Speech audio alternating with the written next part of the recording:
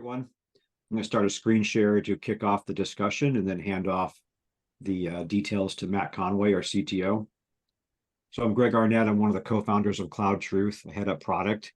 And today we want to talk about a best practices pattern on how to connect your infrastructure as code tool with your GitOps tool. So in this example, we're going to use Terraform for the infrastructure as code tool and Argo CD for the GitOps component. But the design pattern here we want to really emphasize is best practices for how to unite what your infrastructure as code tool is doing as it relates to configuring and provisioning your environments, like your cloud environments, like AWS, for example, and the tool that's going to then take that output data and use it to configure apps and services that will be deployed to that environment. Before we kick things off, I wanted to do a little bit of a level set conversation and kind of frame the discussion around like why we're talking about this right now. And it's all around this kind of concept that as we think about our modern day-to-day lives, technology related, the world runs on cloud apps, and cloud apps run on config and secrets. So config and secrets are the key to doing anything well in your world today, whether it's Kubernetes, Terraform, cicd, GitOps. And we're all under a lot of pressure. We have to ship faster. We need to be more secure. We need to automate everything. But what gets in the way of doing that is shipping faster requires, an expert implementation of GitOps and CI/CD and developer experience and internal developer portals and platforms. And being more secure requires a different approach to secrets management. And automate everything ties back to a better approach to config, because config is often the weak link in terms of completely automating every aspect of provisioning, deployments, runtime config, and so forth. So most people think that their config and secrets is actually a simple thing. It's really, just a bunch of flat static files and repos and maybe a secret store involved in the mix. But when you think about what the challenges are related to this, when you try to scale, this is where you're going to encounter difficulties. And this is kind of the spirit of the discussion we're going to have today with Matt, is you have a pattern that doesn't scale out to the way that we're currently using the cloud. Like you have multiple environments, dev, staging, prod, multiple versions of prod, multiple versions of files all over the place that need to be updated and touched for every deployment, every time something changes, maybe one or more secret stores. So when you try to scale your config, you're going to encounter problems. And then we think about solving this problem differently than what we have in the past historically in the industry, where we've been focused on kind of corralling the parameter variables and secrets and figuring out a way to give them to the components. We're going to talk about generating configuration artifacts and then delivering those to all your components in your system in an automated way so you can have completely hands-free. So sharing config data between components is hard, and Matt's going to show us how we can make that easy. And today we're going to use Terraform and Argo CD as two examples of sharing config data and secrets between those components. In terms of where we're going to land on the actual hands-on demo, we want to talk about, there's 4 principles that Matt's going to go over. There's a way to manage the provisioning config for all your environments. There's a way of managing the config for all your projects, using templates to generate those configuration artifacts, and then a management layer around all your parameter variables and secrets. So these wanted to kind of plant this thought seed with you as we get into the hands-on keyboard portion of the demo. So with that, I'm going to pass off to Matt Conway, who's going to lead us through this exercise on connecting Argo CD and Terraform in a bridge format. So I'll stop my share here. Hello, everyone. I'm Matt Conway, CTO at CloudTruth. And as Greg mentioned, right, sharing data is hard. And that's at odds with, how you typically architect a modern cloud system, right? You try and make things nicely decoupled. You have all these components that, work in isolation. But the reality is that there's always some data that needs to be shared between those components. And that data is typically configuration or secrets, right? So you use Terraform to provision a bunch of resources. Those resources may have some kind of identifier that's coming out of the provisioning process. And then your application needs to know, what that identifier is in order to do its thing. Sort of the most prototypical example of that, at least in AWS, is, hey, I need to create a bucket to stick some stuff in, and my app needs to know what that bucket name is, or I need a KMS key in order to encrypt and decrypt some data, and my app needs to know what that is. So, how do you share that data, and how do you do so in a way that is scalable and easy for people to have visibility into and to manage it and ensure that you don't have any cut and paste errors or duplications that don't get updated at the right time and things like that. And that's what the value that CloudTruth is adding, right? It's giving you this centralized mechanism for managing your config and shipping it wherever it needs to go in a way that's visible across your entire team. So let's take a look at how one would actually use CloudTruth to share that data. For the Terraform to Argo CD pipeline of things. All of the plumbing and stuff that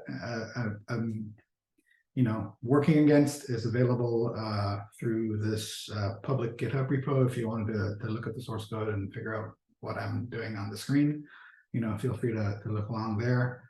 And then I'll also be going back and forth in the code in my VS Code window here. So let's start at the the Terraform layer. So this repo contains basically two subfolders here. There's a Terraform folder, which is provisioning some resources, and then an application folder, which is just a simple Ruby Sinatra web application in a container that is dumping out the configuration to the screen. So if we go to the Ruby application and we take a look at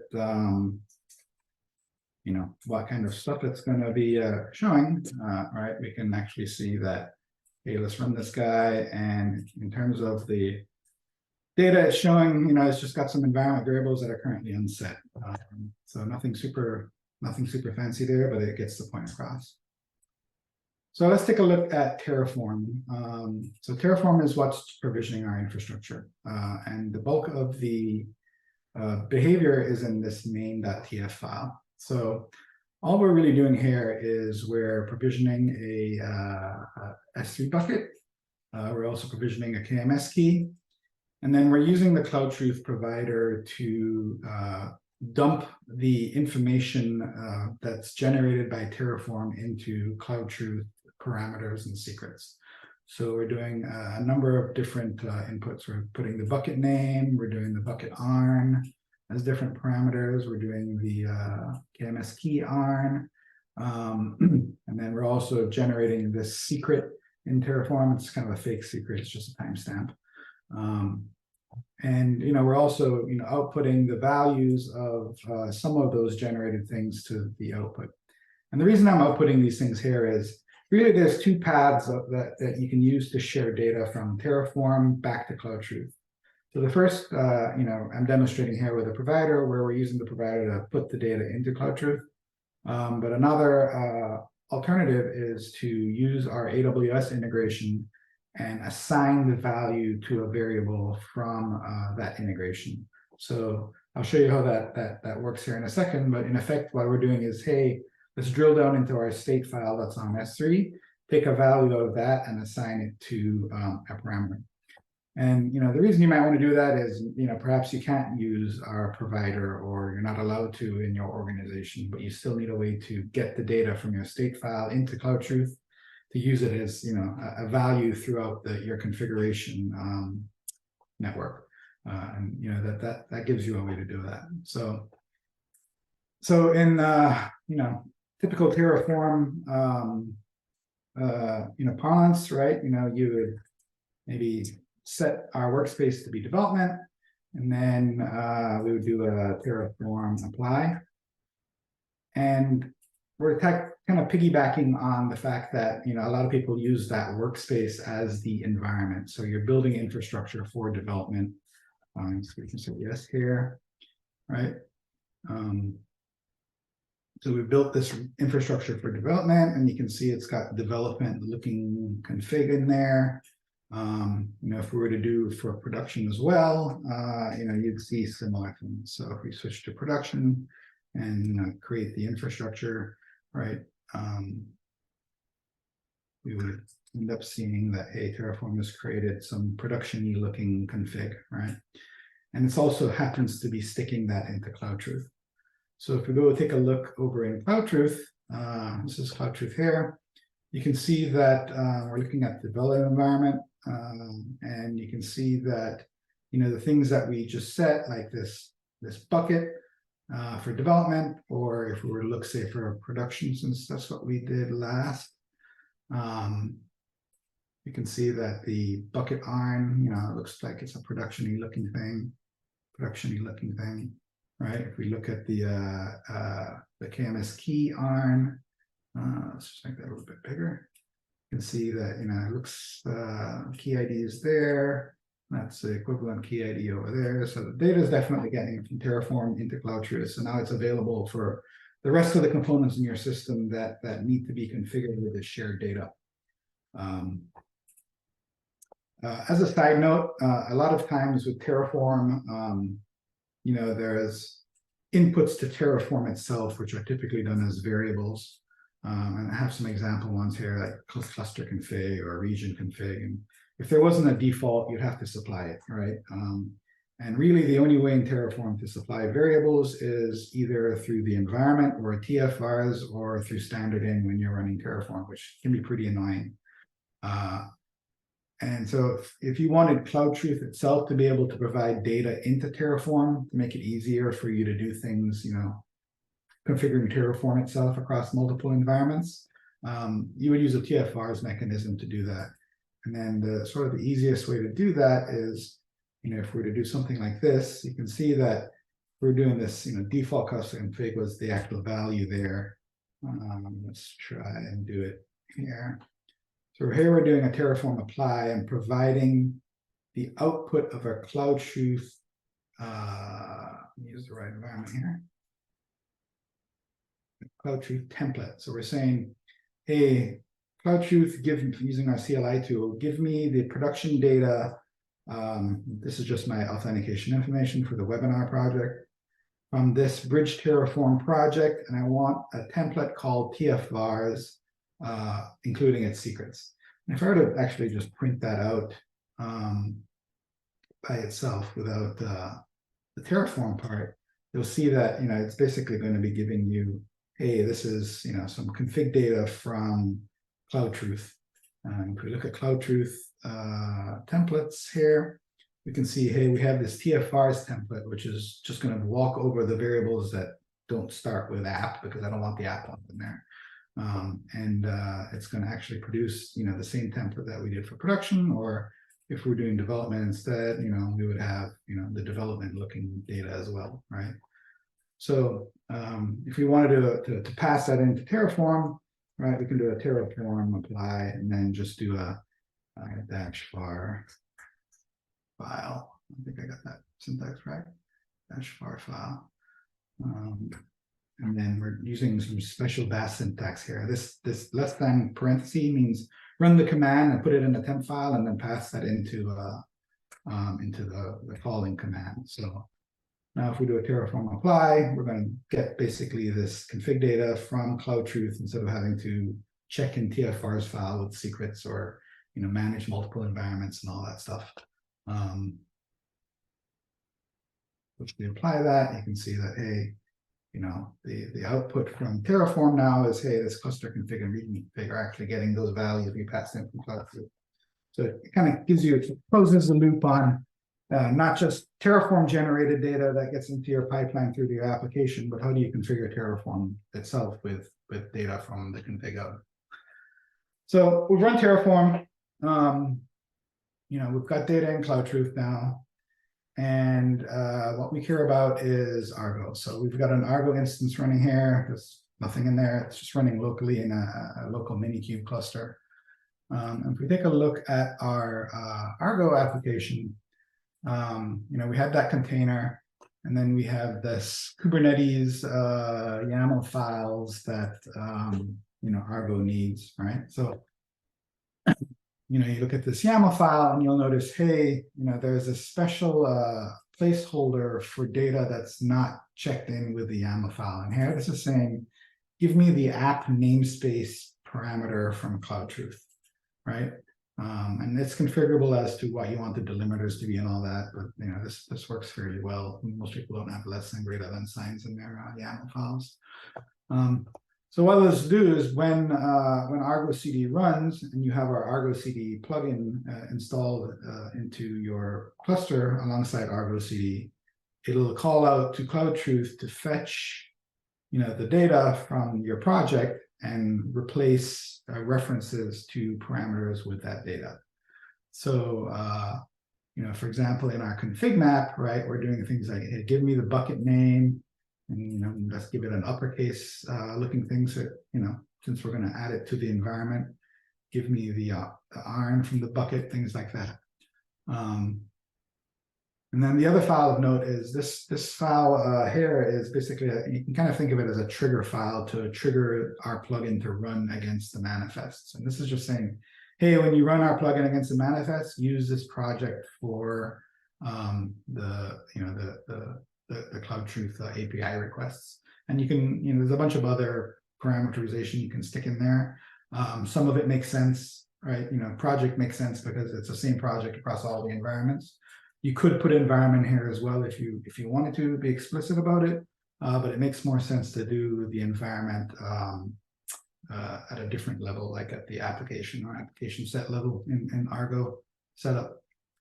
One other thing worthy of note here is if you look at the secret YAML, it's actually not got anything in there except instead of referencing a parameter, it's referencing a secret called Kate's secret. So if we look back over in CloudTruth at our templates, you can see we have this Kate's secret template. This is all, whatever freeform text you want, but the templating language is Liquid, which is a Shopify produced open library. So there's a lot of documentation on how to write Liquid and do very programmatic things if you need to. You can see here, hey, we're going to grab the secrets for these two secrets. That was the one generated in CloudTruth and in Terraform, and then this one was just a Terraform secret that's just lying around. And if we did production instead of development, you'll get production looking things. The only thing that's kind of a little tricky to note here is both for secrets and for config maps, we're including a hash of the parameters in the name so that when the deployment references the config map or the secrets, if the config map or secrets have changed, it forces the app to restart so that it can mount them back into the environment. If you were mounting the config and secrets as a volume instead of through the environment, you wouldn't need to do that. And then if you were to change a secret, it would just automatically get updated within that mounted volume. But for the purposes of this demo, we're just using this little trick to force the restart, the re-rollout of the application whenever a secret or a configuration in the config map changes. So, these are all of I'm creating a namespace, I'm creating a deployment with my image that contains that app, I'm creating a config map, creating a secret, and I'm creating a service to expose that guy.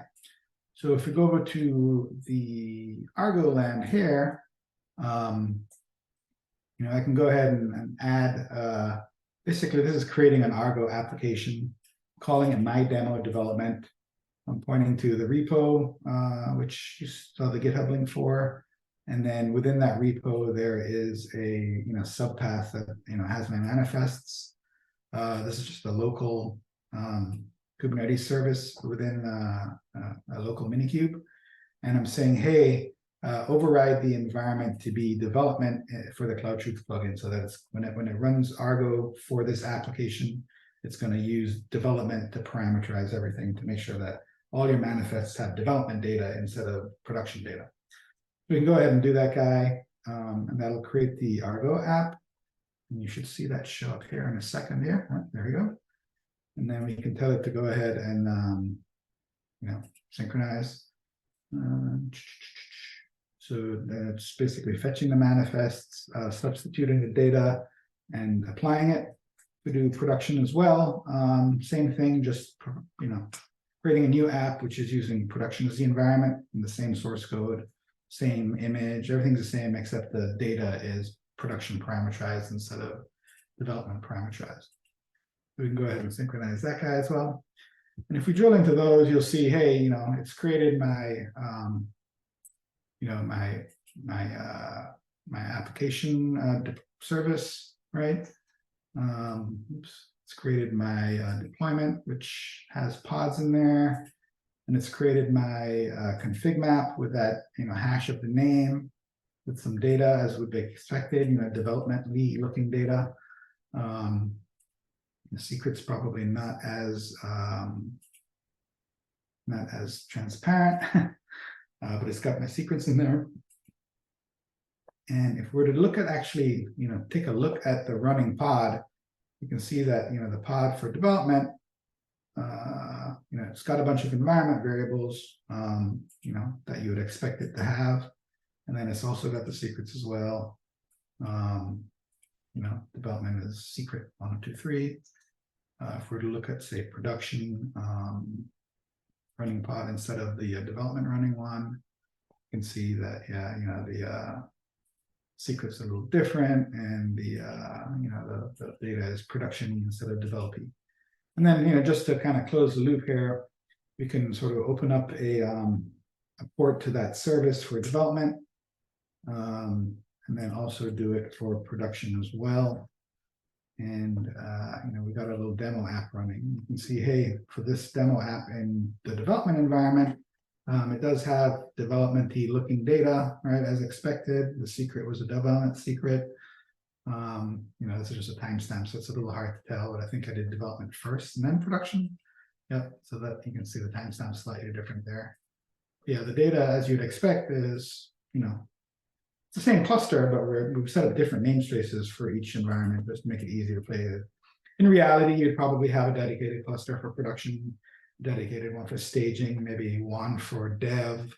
But for the dev one, you'd have a bunch of, maybe topic branches, environments. So, as developers create new features, they may want to spin up a new environment for a topic branch.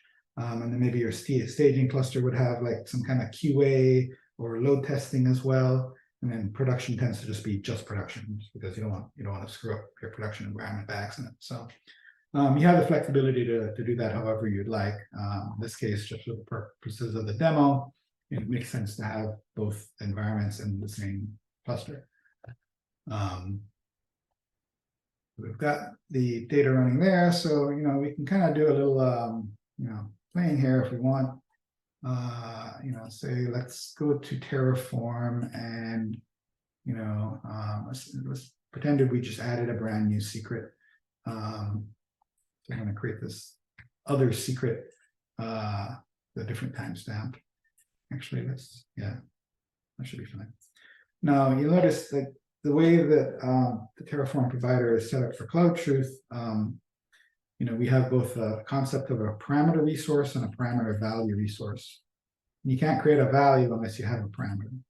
And for parameters, I enforce that I'm only creating them in the development environment, rather than creating them in all environments. And the reason that that's done that way is because typically when you're introducing a new parameter, you want to do it in development first and then walk it through the various stages of your pipeline before you reach production.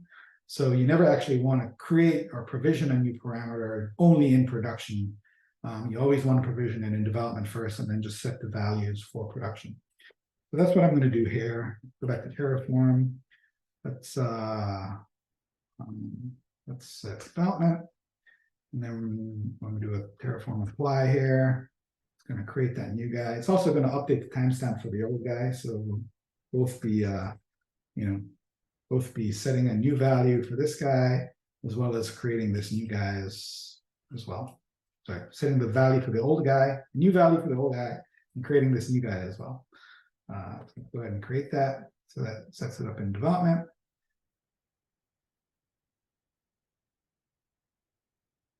Now, if we go to our applications here, so we haven't changed the repo, so we have to force a refresh here. And then we should see that once that happens, you can see it has some orphaned config maps and secrets here from the name changing because the parameters changed the hash.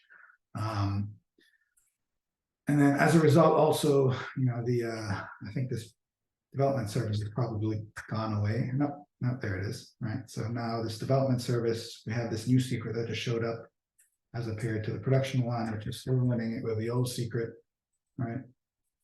The time is, as you'd expect, a fairly recent time. And then I say, all right, well, now that we've verified this works in development, let's update production as well. All right, so go ahead and do that. Now production will get this version of the parameter. You'll notice if you look in CloudTruth before we do that, look at our parameters, and then there's this other secret guy, and yeah, development has a value, but there's nothing for production yet. There's nothing in default. Let's go ahead and do that. Right, so now our other secret guy should have production value as expected. And then still not there yet, right? Until we force the refresh. Oops, actually we need to do that for the production one.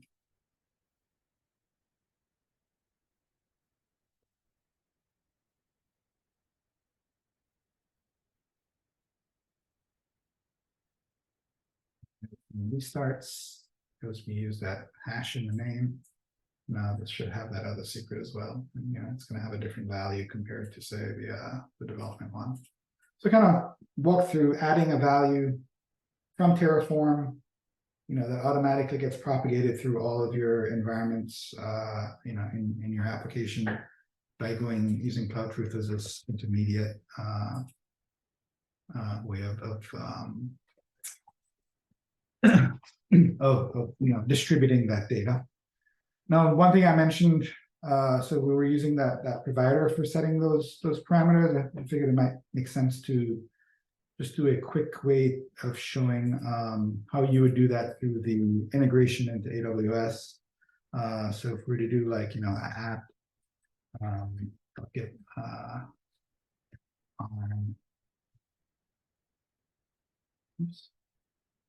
just call it ink or something. I'm going to create this new parameter. And what we're going to do is, instead of giving it a value directly, I'm going to use this external browser. And I set up this integration previously in our integration control panel. But basically, it's an integration that's allowing me to go into S3 and saying, hey, this is I'm doing for the production environment. So where my state is being stored in S3 is in here. I want the production state file. Now I have a pointer to my Terraform state file, which is this massive JSON file, which doesn't do anybody any good, right? But so what I'm going to do is use a selector to get just the portion of it I care about, which was app bucket arm, right? And I care about the value. Right, so let's to make sure that that looks good, and we save that. So now this parameter is associated with the Terraform state file, and if you change it in Terraform, you trigger a refresh, and then it's a way for you to get data out of your Terraform state without actually writing the provider integrations directly in Terraform. So depending on your use case, that may be better for you, or you may prefer to use a provider. Neither is wrong, neither is right. It's all entirely what works best for you. Let's see here. If we go back to parameters, the only other thing of note here that might be interesting is you'll notice some of these parameters. This is the one we just created, right? So it's calling out the fact that this is using an integration to fetch the data. And if we look at our integrations page, we have integrations. You can set up an AWS one, which is what I did. You can integrate to like your Azure key store or GitHub.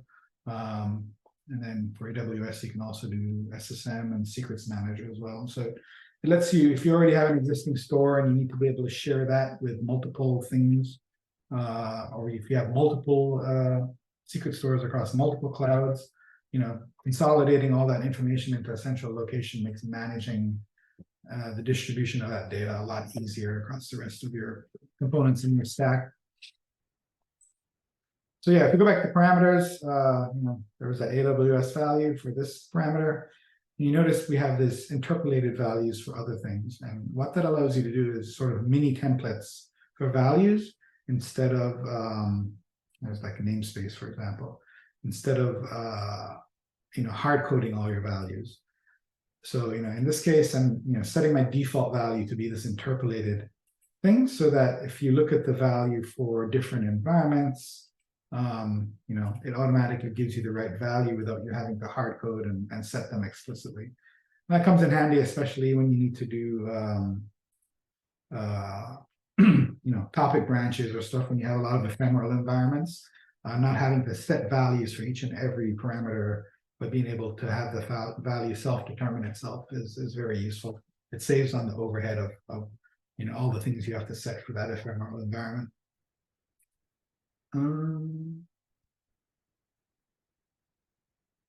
That's roughly it for getting data from Terraform all the way through to Argo via CloudTruth, and then vice versa, being able to get data from CloudTruth back into Terraform. So the whole sort of cycle is complete with CloudTruth as that central configuration hub.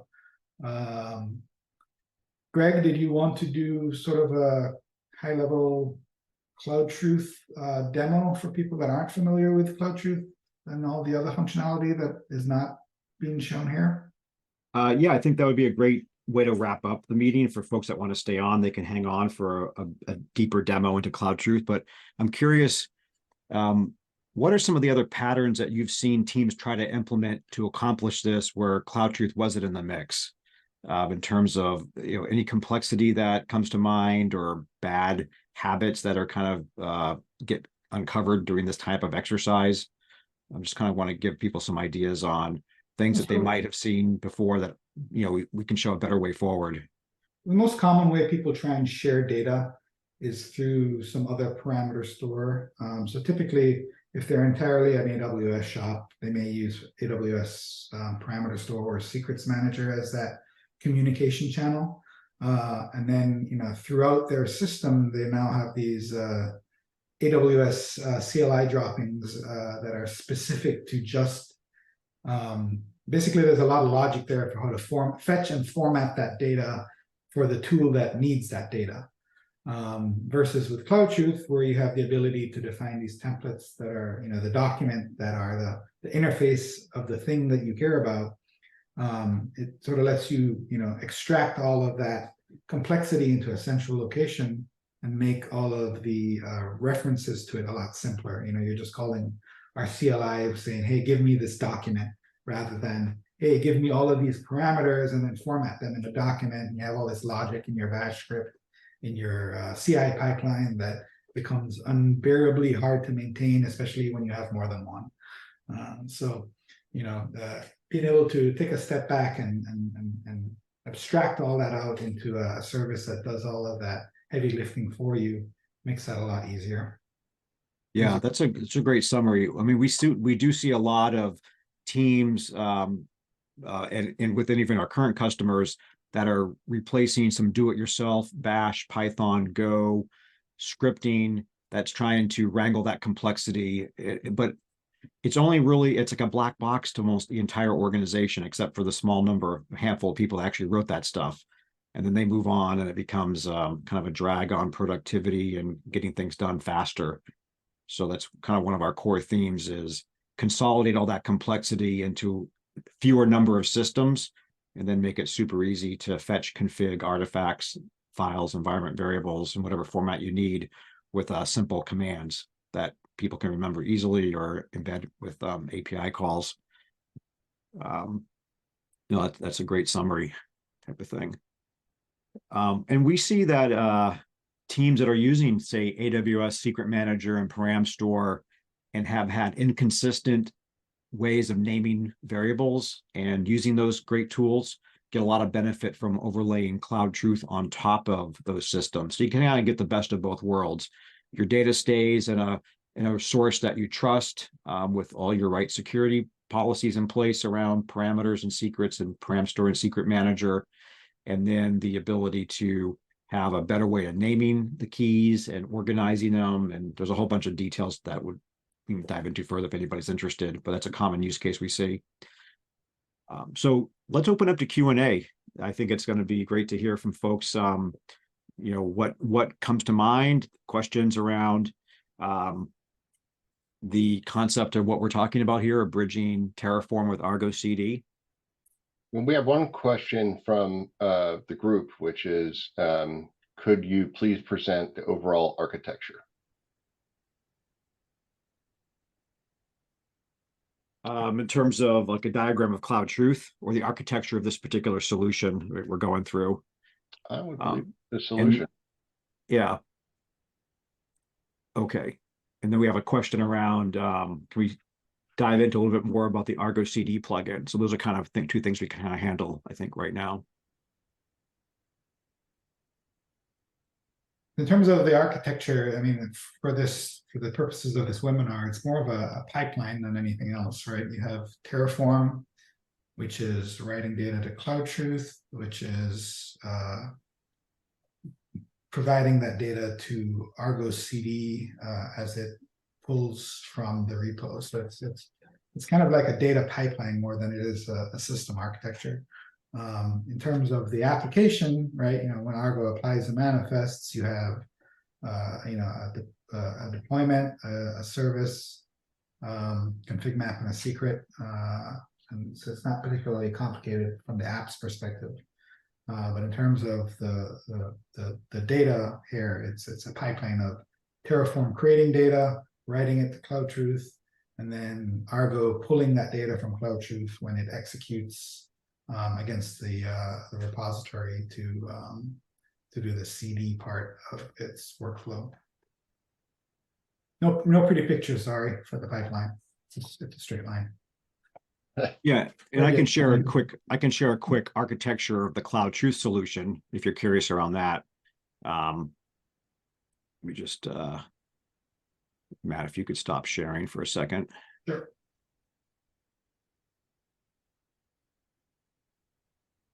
Let me just grab this out. There was a question there about the CloudTruth Argo CD plugin. So that's open source. In the CloudTruth organization, there's an Argo CD plugin.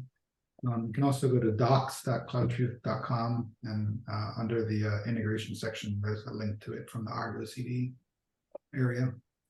But in effect, what it is, it's just a Go binary that uses the CloudTruth API to fetch data and replace it in the manifests placeholders that I showed in the examples.